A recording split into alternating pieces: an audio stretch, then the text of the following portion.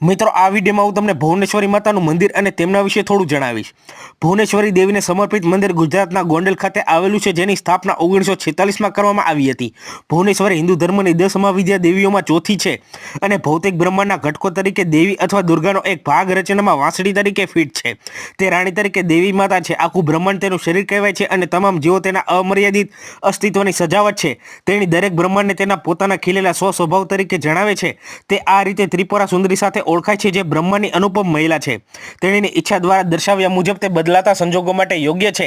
એવું માનવામાં આવે છે કે નવગ્રહો અને ત્રિમૂર્તિઓ પણ તેણીને કંઈ પણ કરવાથી રોકી શકતા નથી। તેના સહયોગી ભગવાન લિંગરાજ છે, જે શિવનું સ્વરૂપ છે। સમગ્ર ભારતમાં ભુવનેશ્વરીને સમર્પિત કેટલાક અભયારણ્યો છે। દક્ષિણ ભારતમાં શ્રી વિદ્યા સંમેલનનો મોટો હિસ્સો ઉપાસક તેને પ્રેમ કરે છે અને કેરળમાં તે શાક્તુમાં પણ જાણીતી છે। મિત્રો, તમને જ્યારે પણ સમય મળે ત્યારે આ મંદિરની મુલાકાત જરૂર લેજો।